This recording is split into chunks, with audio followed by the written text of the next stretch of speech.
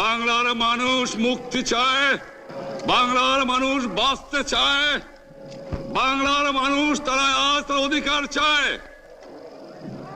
কিন্তু দুঃখের বিষয়, আজ দুঃখের সঙ্গে বলতে হয় 23 বছরের করুণ ইতিহাস, বাংলার অত্যাচারের, বাংলার মানুষের রক্তের ইতিহাস, 23 বছরের ইতিহাস, মুমূর্ষ নরনারীর আর্তনাদের ইতিহাস, বাংলার ইতিহাস, এদেশের মানুষের রক্ত দিয়ে রাজপথ রঞ্জিত করার ইতিহাস। 1952 সালে রক্ত দিয়েছি, 1954 সালে নির্বাচনে জয়লাভ করেও আমরা গদিতে বসতে পারি নাই। 1958 সালে আইয়ুব খান মার্শাল ল জারি করে 10 বছর পর্যন্ত আমাদের গোলাম করে রেখেছে। 1967 সালে 6 দফার আন্দোলনে 7ই জুনে আমার ছেলেদের গুলি করে হত্যা করা হয়েছে। 1969 আন্দোলনে আইয়ুব খানের পতন হওয়ার পরে যখন ইয়াহিয়া খান সাহেব সরকার নিলেন, তিনি বললেন দেশে শাসনতন্ত্র দেবেন, গণতন্ত্র দেবেন, আমরা মেনে নিলাম। তারপরে অনেক ইতিহাস হয়ে গেল, নির্বাচন হলো। আপনারা জানেন দোষ কি আমাদের? আজকে আমি প্রেসিডেন্ট ইয়াহিয়া খান সাহেবের সঙ্গে দেখা করেছি, আপনারা জানেন, আলাপ আলোচনা করেছি। আমি শুধু বাংলার নয়, পাকিস্তানের মেজরিটি পার্টির নেতা হিসাবে তাকে অনুরোধ করলাম 15 ফেব্রুয়ারি তারিখে আপনি জাতীয় পরিষদের অধিবেশন দেন। তিনি আমার কথা রাখলেন না, তিনি রাখলেন ভুট্টো সাহেবের কথা। তিনি বললেন প্রথম সপ্তাহে মাসে হবে, তিনি মানে নিলেন। আমরা বললাম ঠিক আছে, আমরা অ্যাসেম্বলিতে বসবো, আমরা আলোচনা করব। আমি বললাম বক্তৃতার মধ্যে, অ্যাসেম্বলির মধ্যে আলোচনা করব।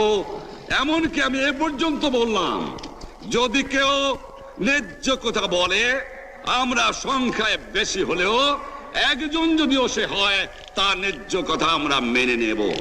আসুন বসি, আমরা আলাপ করে শাসনতন্ত্র তৈরি করি। তিনি বললেন পশ্চিম পাকিস্তানের মেম্বাররা যদি এখানে আসে তাহলে কসাইখানা হবে অ্যাসেম্বলি। যদি কেউ অ্যাসেম্বলিতে আসে তাহলে পেশোয়ার থেকে করাচি পর্যন্ত দোকান জোর করে বন্ধ করা হবে।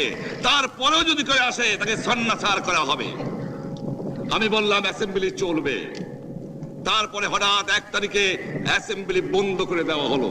কি পেলাম আমরা? আমার পয়সা দিয়ে অস্ত্র কিনেছি বহিঃশত্রু আক্রমণ থেকে দেশকে রক্ষা করার জন্য।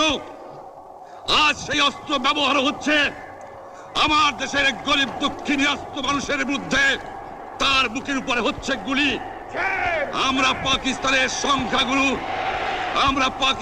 সংখ্যাগুরু, আমরা বাঙালিরা যখনই ক্ষমতায় যাওয়ার চেষ্টা করেছি, যখনই এদেশের মালিক হবার চেষ্টা করেছি, তখনই তারা আমাদের উপর ঝাঁপিয়ে পড়েছেন। তারা আমাদের ভাই। আমি বলেছি তাদের কাছে এই কথা যে আপনারা কেন আপনার ভাইয়ের বুকে গুলি মারবেন? আপনাদের রাখা হয়েছে যদি বহিঃশত্রু আক্রমণ করে তার থেকে দেশকে রক্ষা করার জন্য।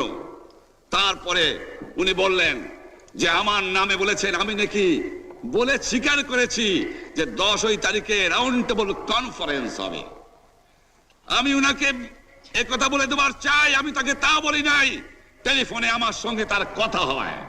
তাকে আমি বলেছিলাম, জনাব ইয়াহিয়া খান সাহেব, আপনি পাকিস্তানের প্রেসিডেন্ট, দেখে যান, ঢাকায় আসেন, কিভাবে আমার গরিবের উপরে, আমার বাংলার মানুষের বুকের উপরে গুলি করা হয়েছে, কি করে আমার মায়ের কোল খালি করা হয়েছে, কি করে মানুষকে হত্যা করা হয়েছে। আপনি আসুন, দেখুন, বিচার করুন, তারপরে আপনি ঠিক করুন। আমি এই কথা বলেছিলাম।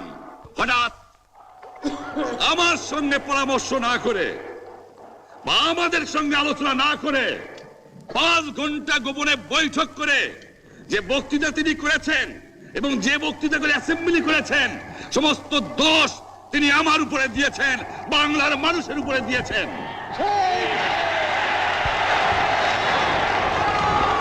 আমি পরিষ্কার মিটিংয়ে বলেছি যে এবারের সংগ্রাম আমার মুক্তির সংগ্রাম, এবারের সংগ্রাম স্বাধীনতার সংগ্রাম। ভাইরা আমার, 25 তারিখে অ্যাসেম্বলি কল করেছে, রক্তের দাগ শুকায় নাই।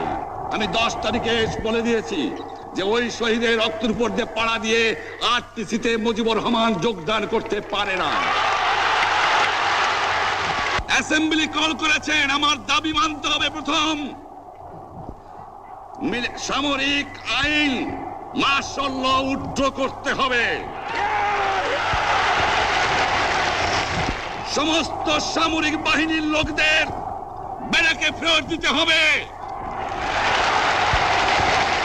যেভাবে হত্যা করা হয়েছে তার তদন্ত করতে হবে। আর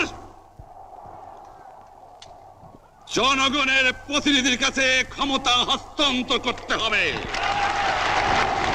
তারপরে বিবেচনা করে দেখব আমরা অ্যাসেম্বলিতে বসতে পারবো কি পারবো না। এর পূর্বে অ্যাসেম্বলিতে বসার অ্যাসেম্বলিতে বসতে আমরা পারি না। জনগণ সে অধিকার আমাকে দেয় নাই।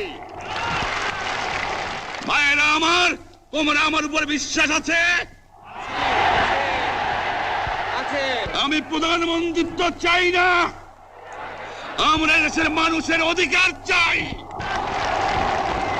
আর যদি একটা গুলি চলে, আর যদি আমার লোকের উপর হত্যা করা হয়, তোমাদের উপর কাছে আমার অনুরোধ রইল, প্রত্যেক ঘরে ঘরে দুর্গ করে তোলো।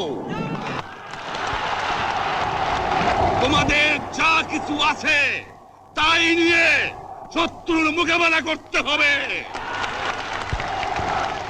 এবং জীবনের তরে রাস্তাঘাট যা যা আছে সবকিছু আমি যদি হুকুম দেবার নাও পারি, তোমরা বন্ধ করে দেবে। তোমরা আমার ভাই, তোমরা ব্যারাকে থাকো, কেউ তোমাদের কিছু বলবে না। কিন্তু আর আমার বুকের পর গুলি চালাবার চেষ্টা করো না, ভালো হবে না। 7 কোটি মানুষকে চাপায় রাখতে পারবো না।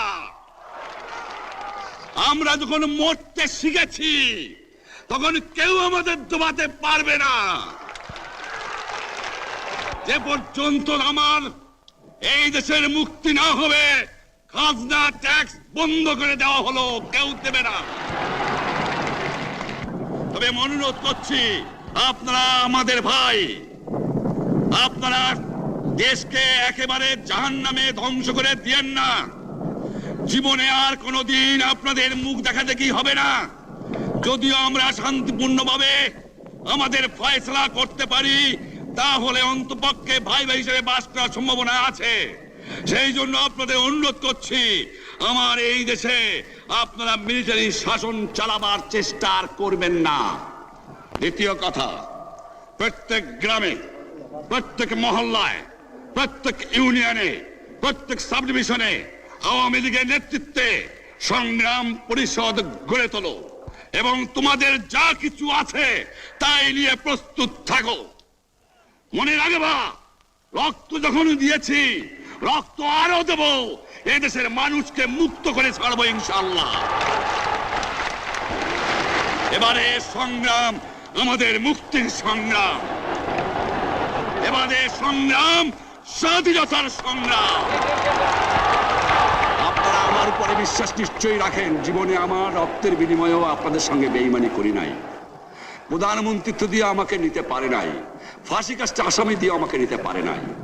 যে রক্ত দিয়ে আপনারা আমাকে একদিন জেলের থেকে বার করে নিয়ে এসেছিলেন, এই রেসকোর্স ময়দানে আমি বলেছিলাম আমার রক্ত দিয়ে আমি রক্তের ঋণ শোধ করবো, মনে আছে?